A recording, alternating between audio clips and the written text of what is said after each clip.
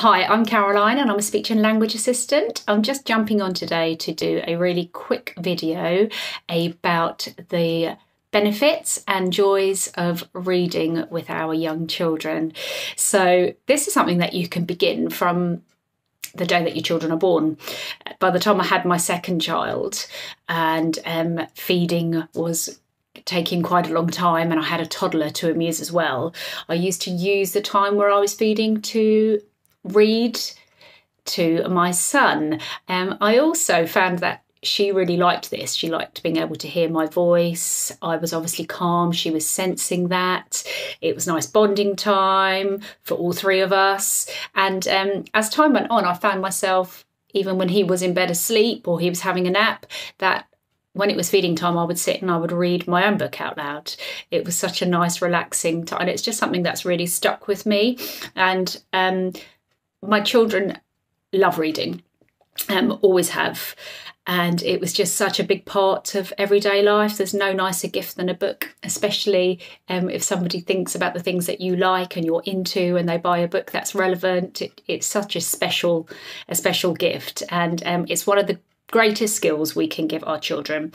They need to read when they start school. It's something that's expected. So if it's something that's already in place and it's something that they enjoy, it's not going to be something that they're going to be scared of when they start school. And the language that they hear in books will obviously be far more expansive than the language that they just hear in everyday life.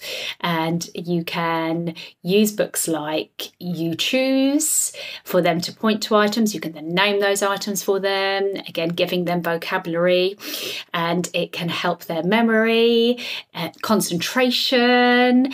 And as time goes on, you can talk about like the beginning, middle and end of the story. You can start to ask some questions like who, what and where, who was in the story, what were they doing, where were they going, what do you think is going to happen next.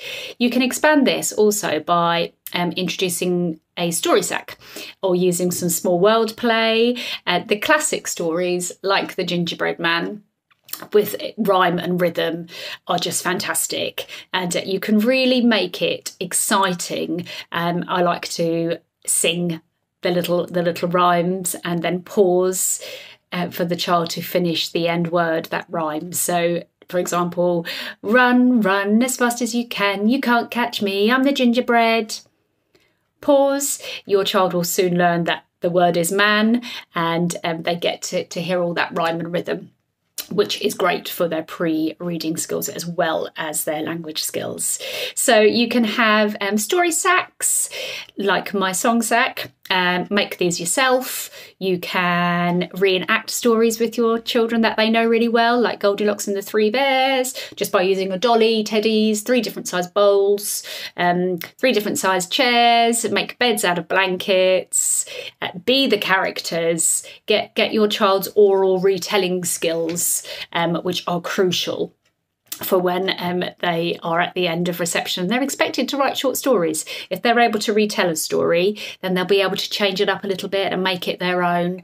And obviously at the moment it's really difficult to get out and about, and we can't go to the library, but I mean that's just such a rich free resource, so make sure you take advantage and use it. You can also swap books with friends, and if you're unsure what to tell people to get your children for their birthday, a book is always going to be a winner. And yeah, make sure you sit and enjoy it with your child as much as they will enjoy that whole experience as well.